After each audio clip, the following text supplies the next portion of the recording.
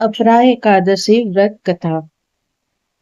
महाराज युधिष्ठिर ने भगवान श्री कृष्ण के सामने हाथ जोड़कर कहा, हे मधुसूदन, अब आप कृपा कर मुझे ज्येष्ठ मास की एकादशी का नाम और महात्म्य सुनाइए, क्योंकि मेरी उसको सुनने की महान इच्छा है।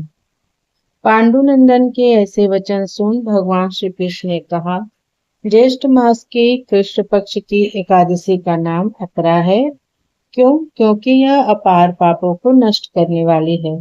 इस एकादशी का व्रत करने वालों को ब्रह्म हत्या, भ्रूण हत्या, गोत्र हत्या, मित्र हत्या, पर निंदा, पर स्त्री रमण का पाप तथा और भी अनेकों प्रकार के पाप नष्ट होते हैं।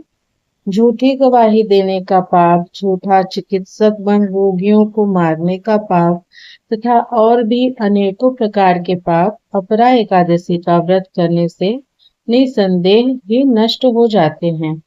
कार्तिक मास में पुष्कर में स्नान करने का जो पुण्य फल होता है एवं माघ मास में प्रयाग जी में त्रिवेणी स्नान एवं वेणी माधव के दर्शन करने का जो पुण्य फल होता है तथा फाल्गुन मास में शिवरात्रि व्रत करने एवं काशी जी में भगवान विश्वनाथ जी के दर्शन का जो पुण्य फल होता है, वह सब पुण्य फल एकमात्र अपरा एकादशी का व्रत करने से होता है।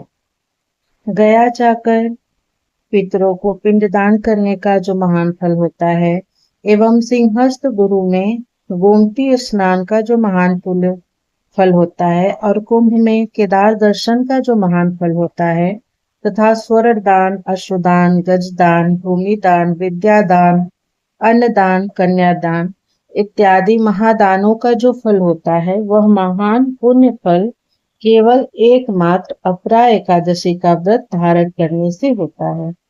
यह पाप रूपी वृक्षों को काटने के लिए अत्यंत ही पैनी कुल्हाड़ी है और कृष्ण रूपी तृण समूह के लिए अग्नि और महान पाप रूपी अंधकार को नष्ट करने के लिए भगवान भुवन भास्कर का दिव्य प्रकाश है। कहने का तात्पर्य यह है कि अपरा के समान पापों को नष्ट करने वाला कोई भी पुण्य फल नहीं। अतएव पापों को नष्ट करने की कल्पना करने वालों एवं अक्षय पुण्य फल को प्राप्त करने के लिए अपरा एकादशी का व्रत रखना अत्यंत आवश्यक है। अपरा की अवहेलना करने वाले प्राणियों को कहीं भी प्राण नहीं मिलता, उनका जीवन एकदम निरर्थक रहता है। इसके विपरीत अपरा एकादशी का व्रत नियम पूर्वक धारण कर भगवान विष्णु की पूजा करने से सांसारिक सुखों की प्राप्ति के बाद अंत काल में परलोक की प्राप्ति भी होती है। राजन, आप तो स्वयं सर्वव्यापक, अंतर्यामी,